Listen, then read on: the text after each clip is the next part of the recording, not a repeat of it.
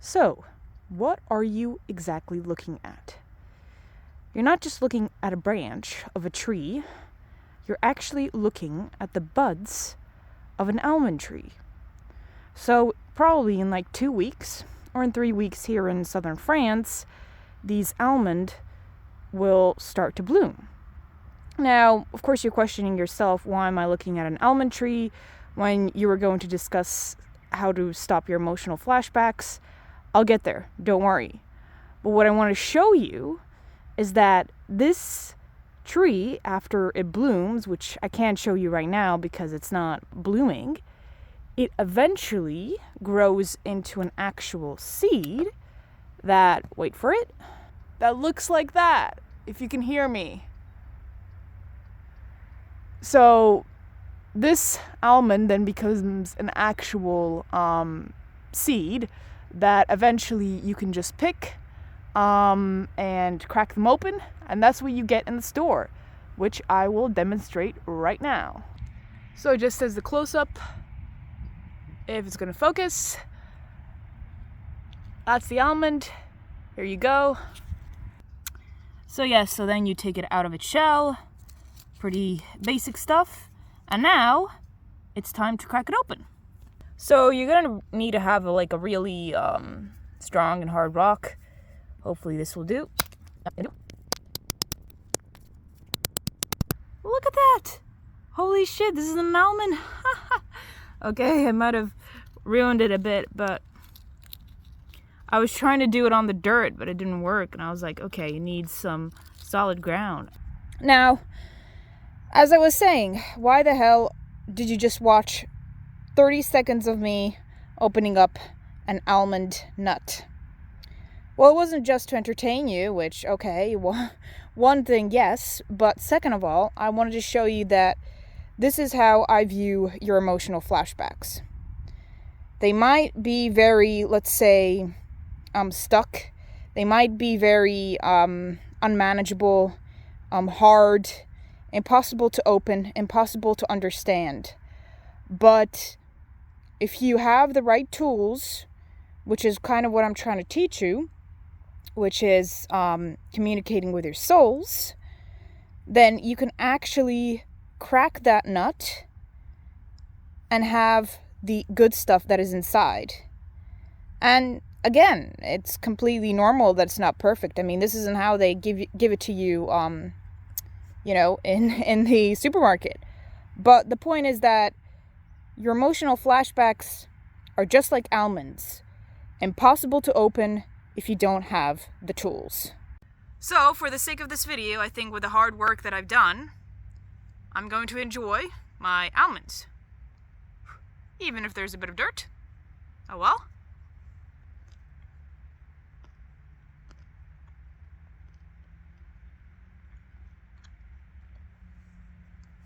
Edible. Difference with store almonds is that I believe these are actually the almonds they use to make the almond milk, or the so-called almond water. They're very, very intense. It's not like in the store. Okay, so coming back to the video, hello. I'm here trying to share my perspective on how to deal with emotional flashbacks. I did some videos beforehand going into other topics, but today I felt channeled to dive in back into the emotional flashbacks and how to actually stop, because I realized that in my first video I pretty much said, you have emotional flashbacks? Well, communicate with your souls. And then I got a lot of feedback, and number one, I got questioned, well, what are souls exactly? You can't really wrap your head around it. I mean, if I say, do some stretches or do something with your physical body, you would say, okay, I know what a physical body is, I get that, cool. But yeah, when I say souls, you don't really understand what that means. And second of all, I realized, well, what does communicating with your souls mean? Okay, you say that, great, but if I'm somebody who doesn't know, which you most probably are, you don't really get what that means. So I'm going to try and do my best to explain, and hopefully, the guides around me are going to, have me say some words that will resonate. So, number one, what are souls? Well, I don't really have a clear definition for that. My best example is like, if you imagine the universe, how vast and unknown it is, that's kind of what I always think of as souls. Maybe in a more, let's say, practical way, I would say imagine your inner child. Like, I think we can all picture ourselves as a little kid. Like, I'm right now imagining myself as a little kid, and I can kind of understand that, okay, I was able to do things, but I wasn't aware of everything, that was happening. I mean, I wasn't thinking about family dynamics. I wasn't thinking about, the real horrible truth that exist in the world, like the dangers and that kind of stuff. I wasn't really thinking about that. So kind of imagine that state where, you're living here on Earth, but you're in your little bubble, you're in your little world. So if somebody asks me what are souls, think of the universe, and then to actually imagine it, well, think of your inner child. And that's why a lot of inner child work, which many therapists advocate for healing from emotional trauma, also just complex PTSD in itself, that's why it works, because it's so potent, because you are not just talking, let's say, to your, memory of yourself as a little kid. You're actually going a little bit deeper, and you're talking with your souls.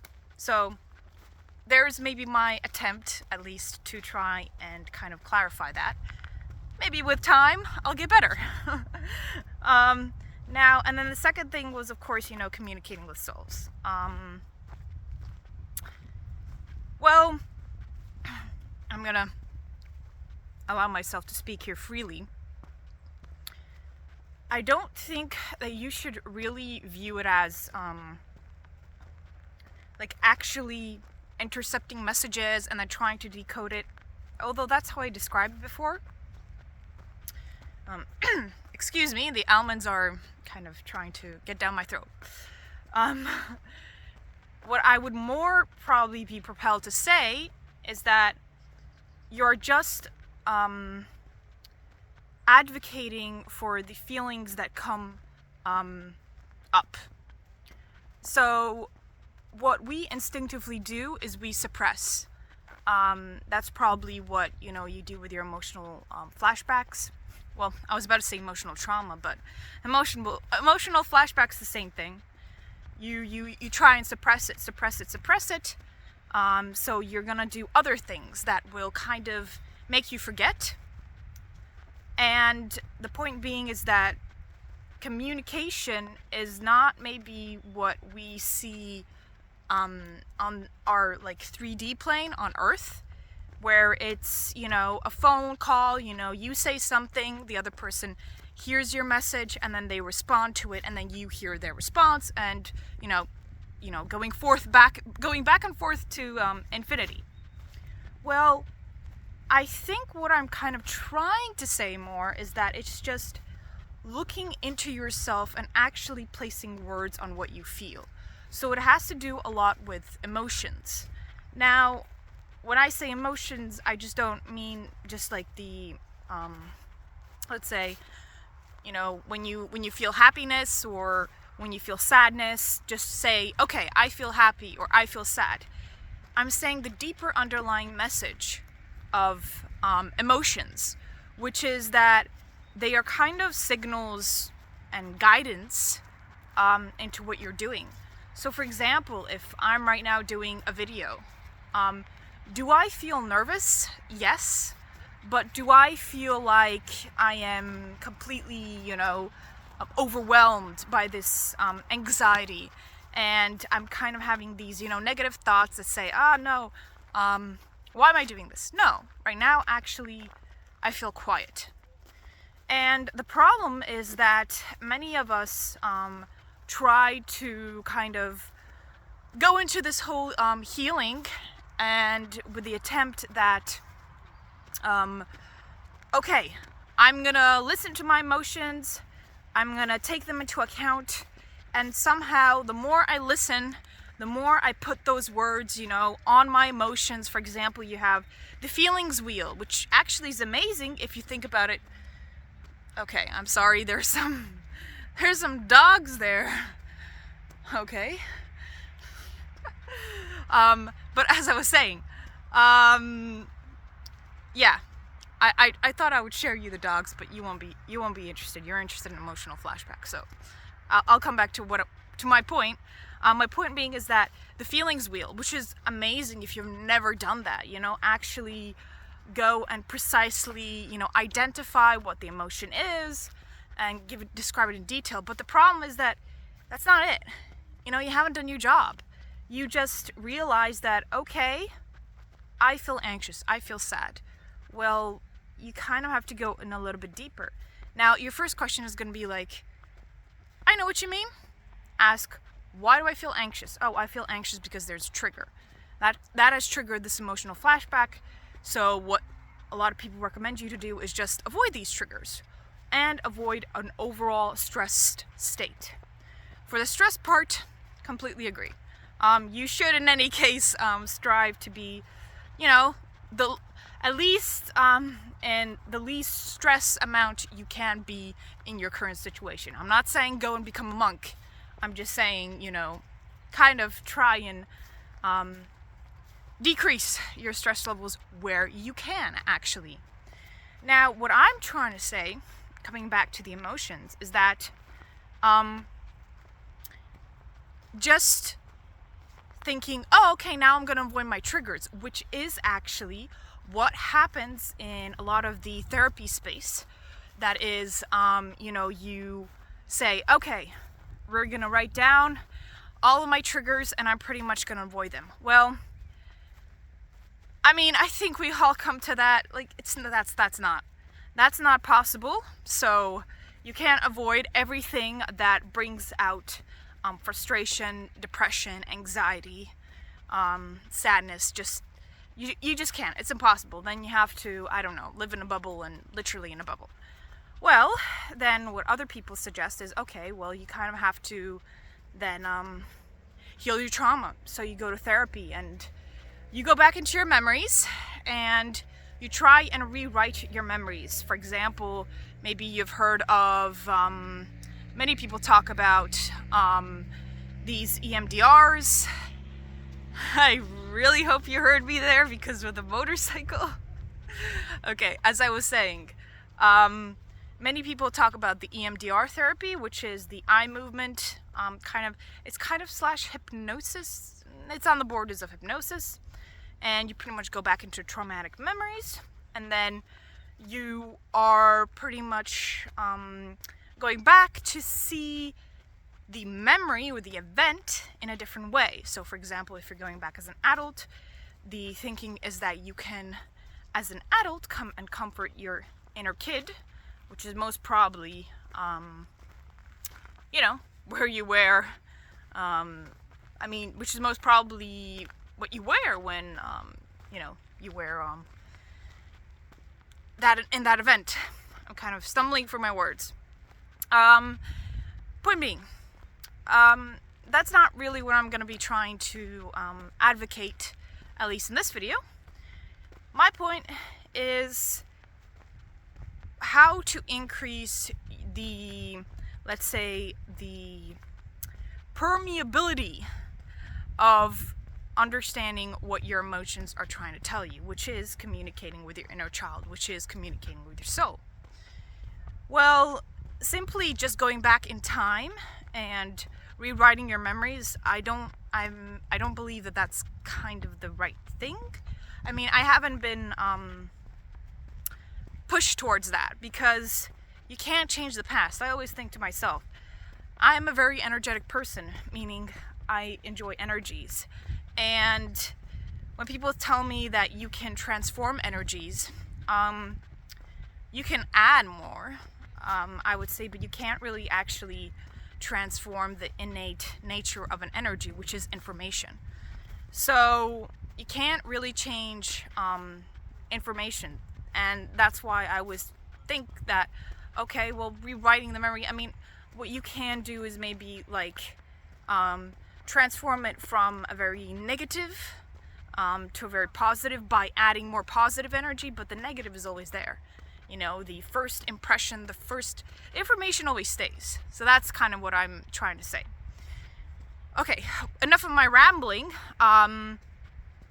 What I'm thinking of is that when you have these emotional flashbacks, yes, number one, it is very important for you to kind of identify what kind of emotion am I feeling. But number two, I want you to kind of imagine that you're going on this like slippery road and you really don't know where you're going. Well, to be honest, I'll show you.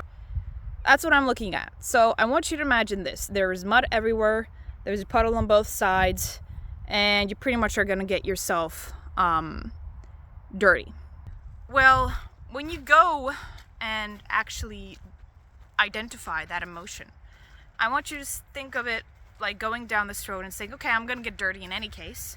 So I'm going to become, I mean, I'm already in a let's say undesirable state right now because you're in an emotional flashback. And then what I want you to tell yourself is that, all right, but afterwards, you know, these emotions, they're kind of going to dry up and eventually you'll get a nice road. Like right there. It's kind of dried up. Well, if you just understand that these emotions are kind of fleeting signals, that's not really what your whole life or world is around with these emotions. Well, what I'm trying to say is that yeah, your whole life isn't with these emotions, like literally plastered. You know, you're gonna fall into this ditch, you're gonna get depressed. Oh, you're gonna fall into that ditch, you're gonna become anxious, or you're gonna become angry. That's not really the point of these emotions. They're just like fleeting signals. So imagine them as red flags. And why am I going down this big path of trying to tell you that they're red flags? Well, I'm trying to kind of comfort you in the sense that they are important, but they're not going to be always, you know, they're in your eyes. Kind of coming to the point that you shouldn't be afraid of your emotional flashbacks. Because I know I said that in the first video, and probably if I would have watched that, I would have said, you are crazy. I am very much afraid of them. I don't want them. I exactly want to have less of it, which I completely agree with, because it's very distressing. I mean, it's a disturbing state, and it's uncomfortable, and it kind of, yeah, puts you back into a very bad state of mind, which I completely agree.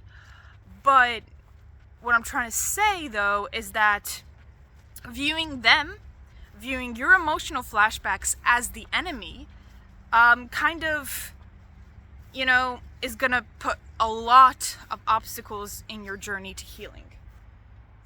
I'm kind of now thinking, where should I go? There are cars there, there are cars there. Now, I will incorporate this analogy perhaps in what I'm trying to explain, is that I want you to at least look at your emotional flashbacks from another perspective.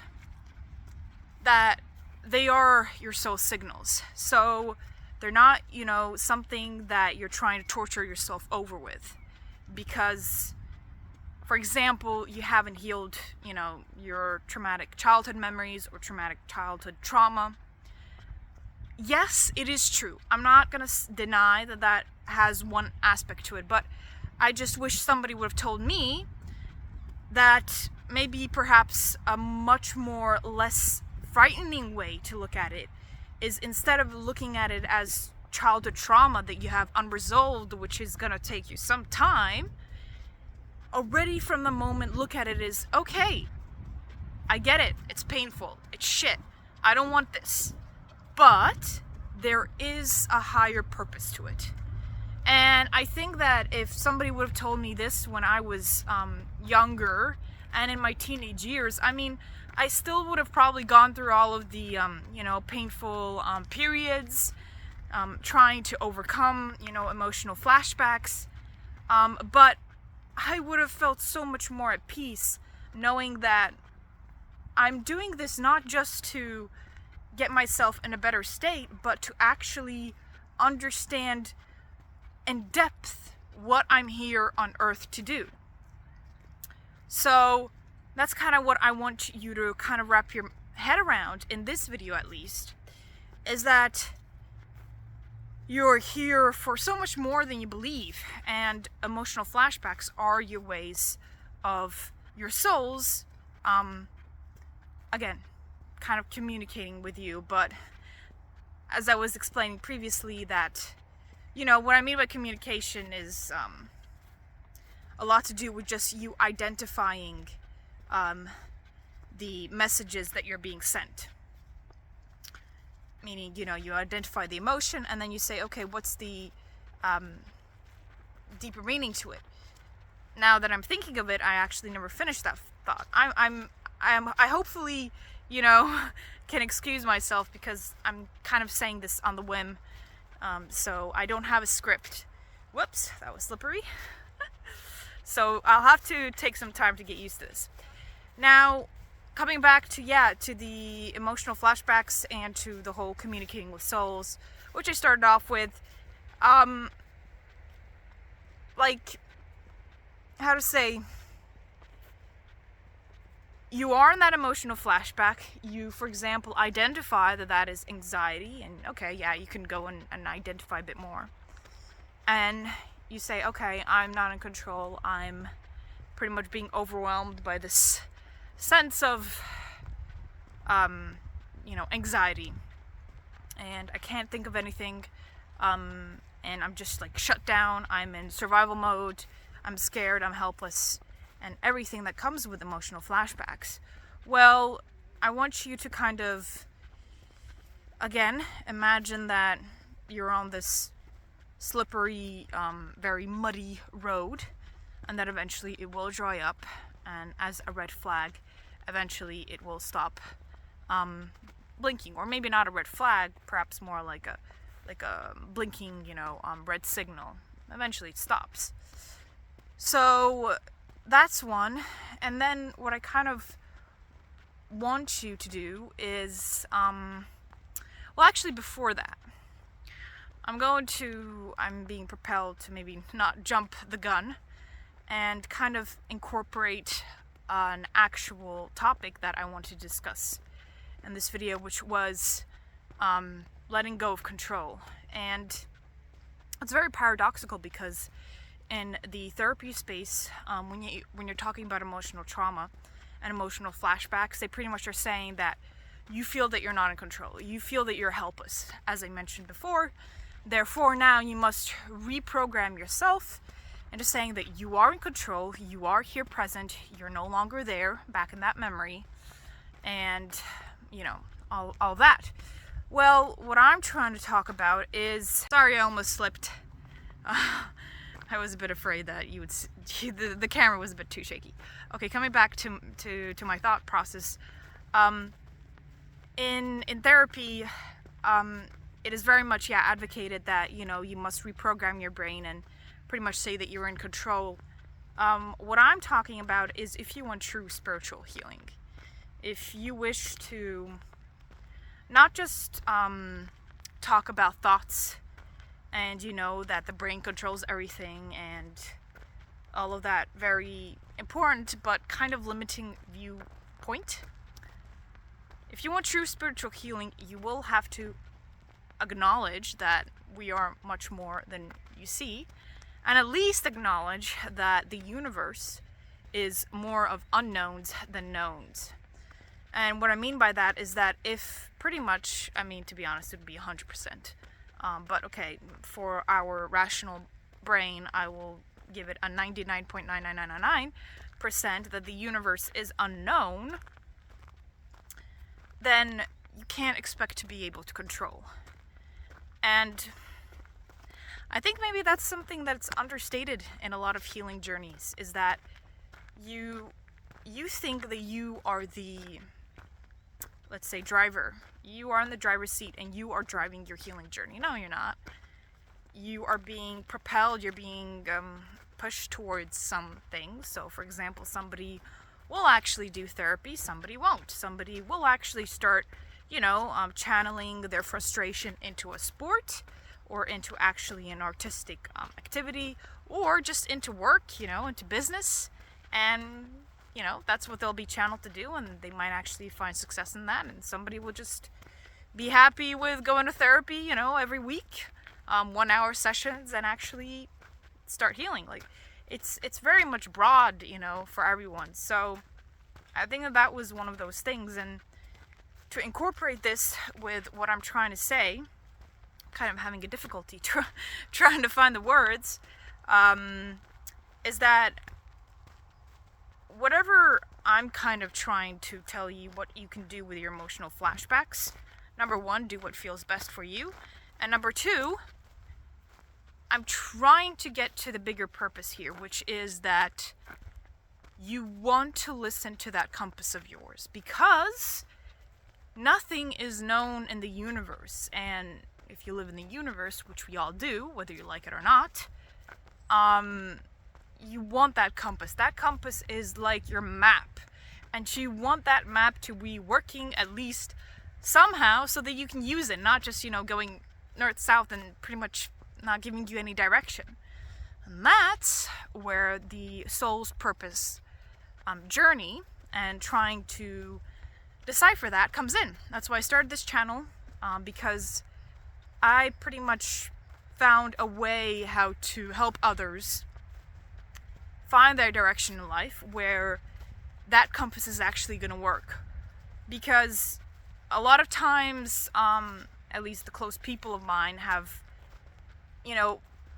okay, in our worldview it would be wasted time, but at least time has been spent on many things that just didn't come to fruition. And more importantly, you didn't have that spark, because, look, all of us probably are happy to do whatever it takes to get that success. Or if, you're trying to heal from emotional trauma, you're like, I'll do anything. Just make the pain stop, doc, Well, that's what I'm kind of trying to do, is that I'm addressing the overlying issue, which is your compass doesn't work properly, if I had to diagnose it. And you are overwhelmed in all of this emotional flashbacks because you're getting some signals, but you just are so lost that nothing makes sense, and you don't actually have the tools to comprehend it. Now, why? I'm not going to go, and speculate on that, because each person, is individual, and you have your own reasons. But what I'm kind of bringing out is that your ability to find fulfillment and happiness here on earth is kind of correlated with how well your compass works and how well you see it working. You see, again, it's not me, it's not some authority that's going to tell you, yeah, you're in a good state, no, you're in a bad state. No. I'm here to tell you that it is all how you perceive it. But the problem is, if you have emotional flashbacks, well, you are perceiving that you're not in such a great place. That is the truth, because if you thought that you were in a great place, you wouldn't be having emotional flashbacks in the first place. So I help pretty much others find that direction by actually becoming your soul. Now, I won't really go into much detail because that's kind of just me explaining what I do.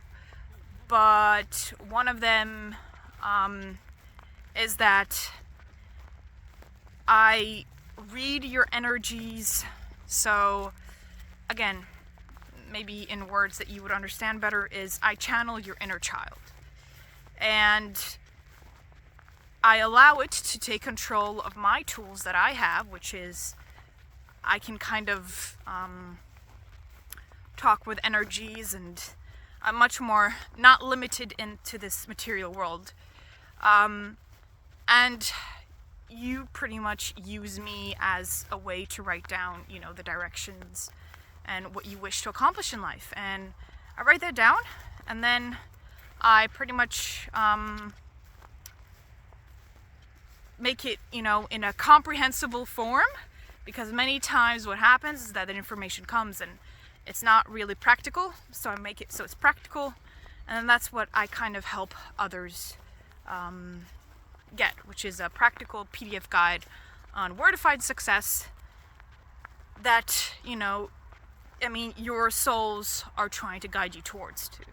Because it doesn't have to do with me trying to point, okay, this is where you should go, I can't do that because you're not me and I'm not you. So we all have our own individual compasses, and that's kind of what I'm trying to help you, is find your compass.